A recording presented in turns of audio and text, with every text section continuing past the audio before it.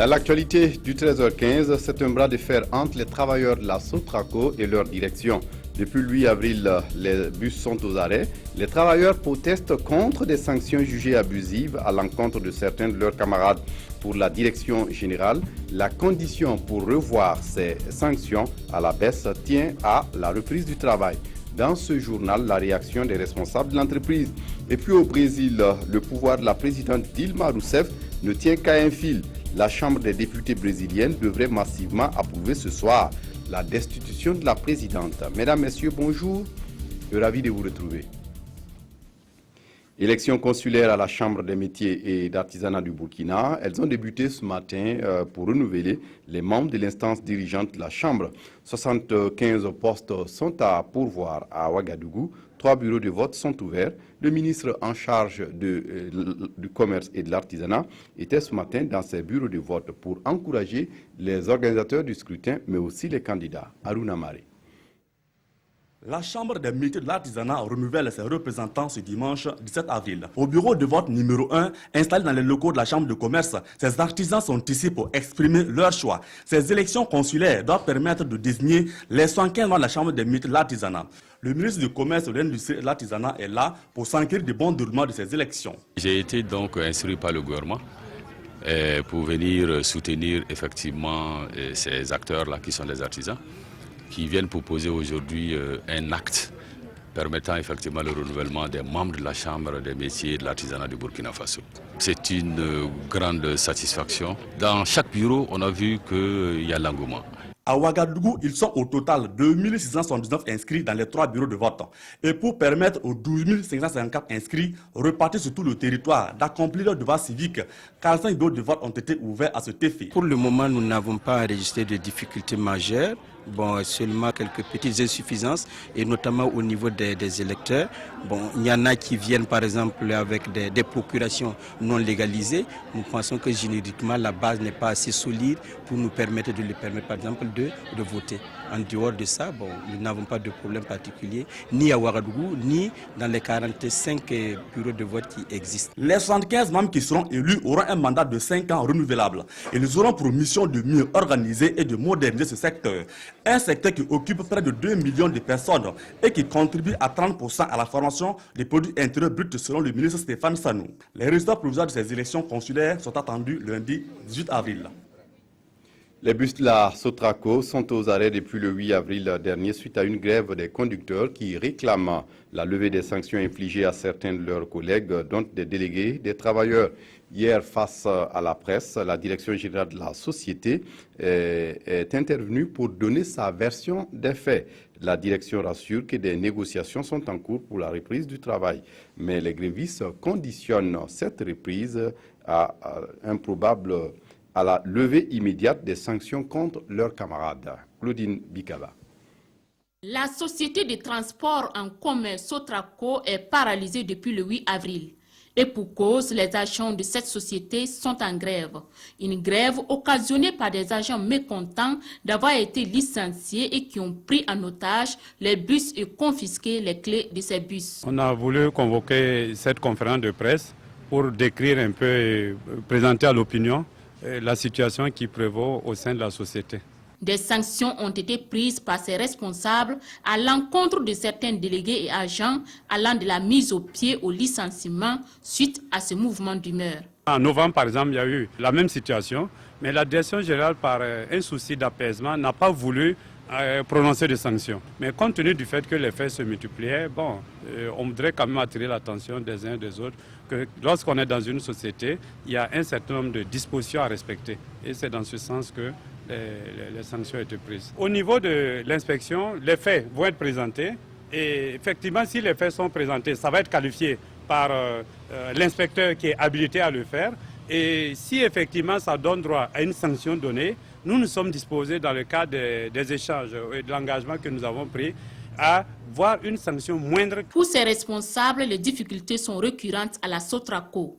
En cause, le fonctionnement à perte de cette structure.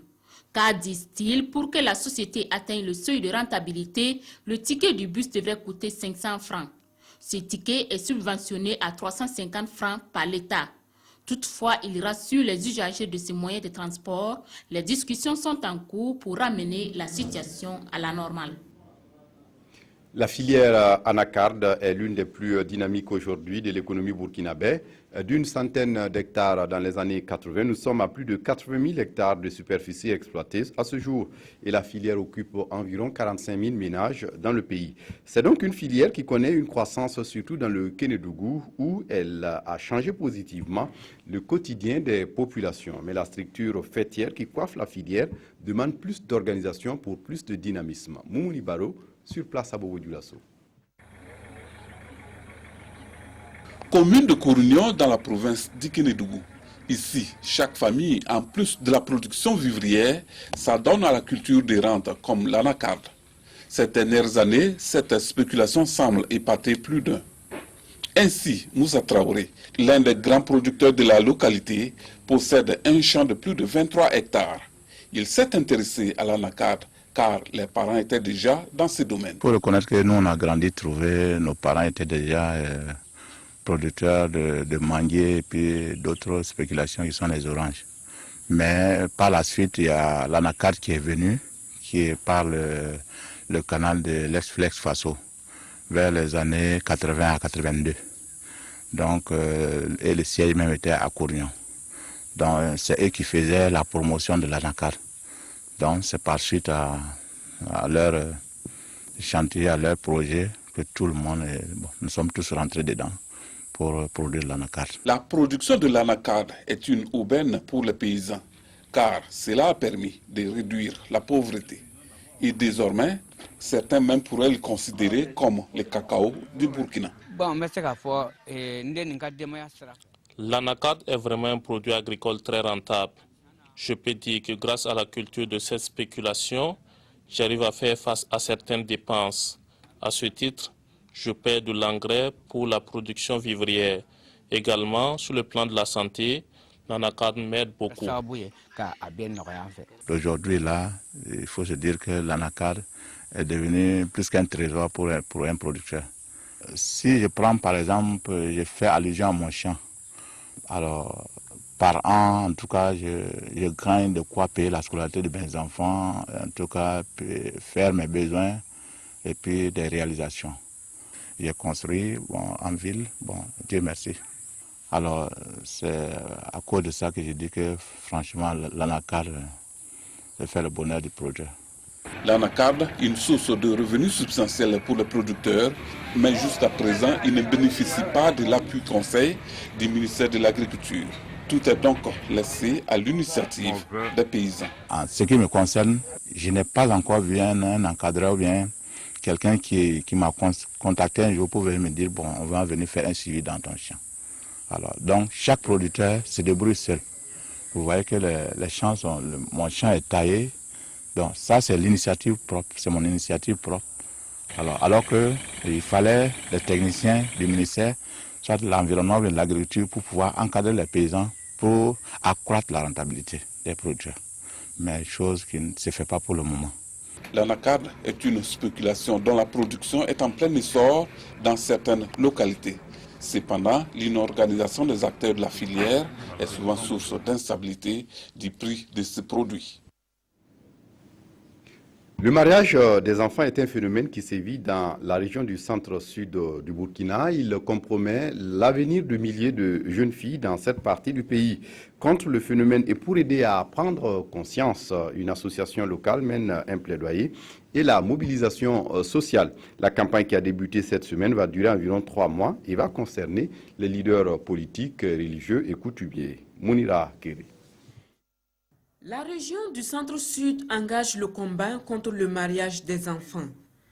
La région a enregistré 120 cas entre 2013 et 2015 selon les services de l'action sociale. Et c'est pour éradiquer cette pratique que l'AFEDEB, l'association Femmes, Environnement et Développement du Burkina, a initié cette campagne de plaidoyer.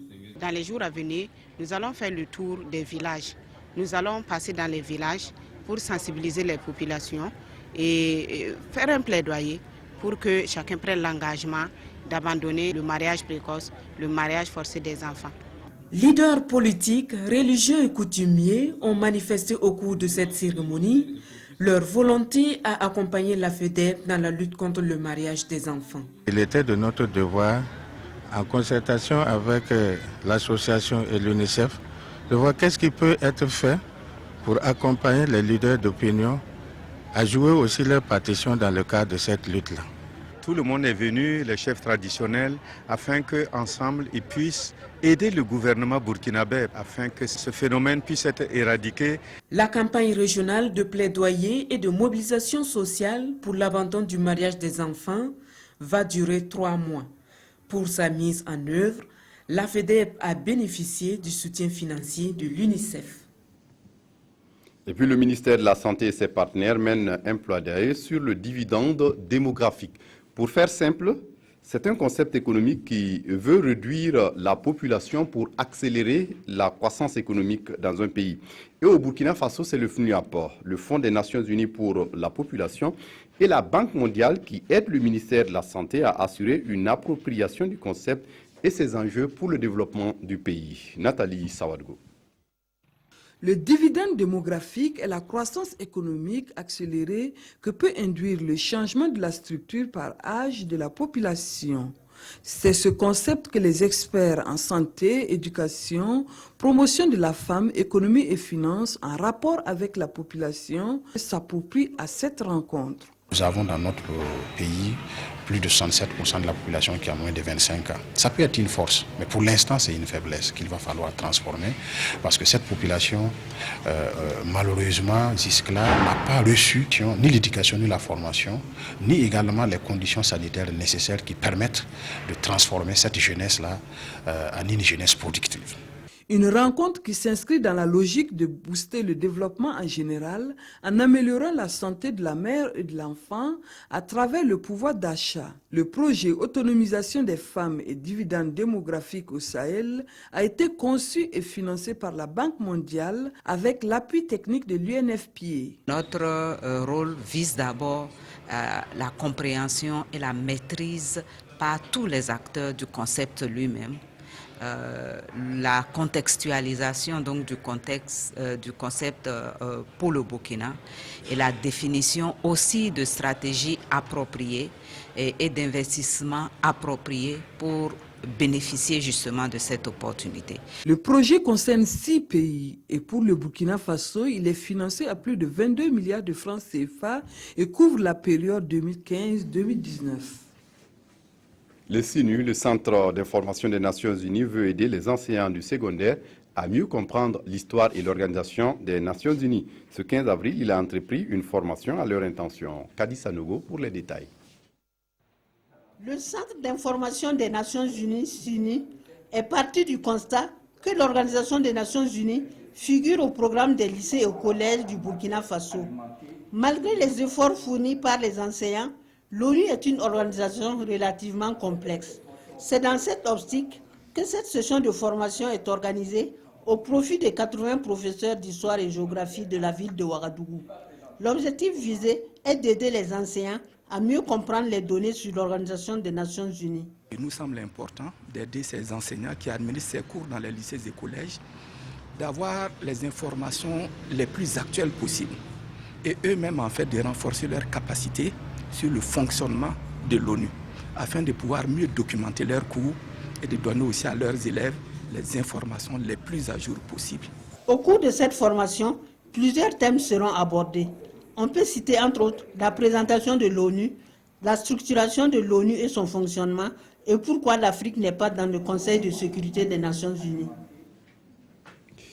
Et puis à l'étranger, en Équateur, un tremblement de terre de magnitude 7,8 a frappé le pays samedi soir, faisant au moins 77 morts et des centaines de blessés. Selon les autorités, les dégâts sont considérables près de l'épicentre, mais aussi dans des endroits plus éloignés comme à Hualalril. C'est le séisme le plus violent depuis 1979 que le pays a connu.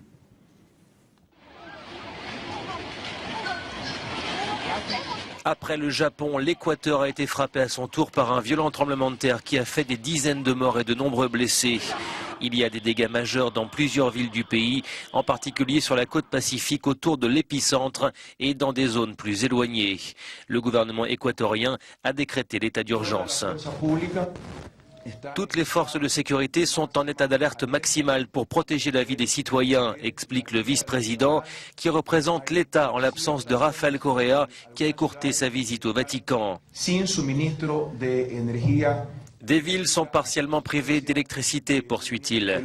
Nous avons décidé dans certaines provinces d'évacuer la côte. L'alerte au tsunami a toutefois été levée.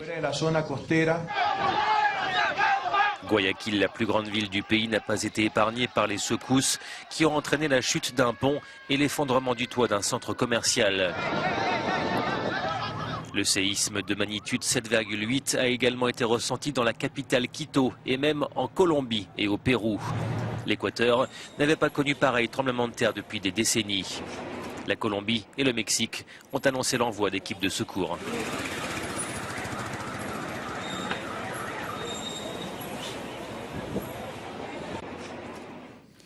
La grave crise politique que vit le Brésil depuis plusieurs mois va connaître un moment crucial ce dimanche 17 avril. La Chambre des députés se prononce en assemblée plénière sur la destitution de la présidente Dilma Rousseff. C'est un système politique marqué par la corruption, les petits arrangements entre amis et les alliances contre nature qui est en train d'exploser. La Chambre basse du Parlement brésilien a poursuivi ses débats sur la destitution de la présidente Dilma Rousseff. Le vote est prévu ce dimanche. Si les 2/3 des députés se prononcent pour son départ, ce choix devra encore être confirmé par le Sénat. À la télévision, la chef de l'État a défendu son honneur.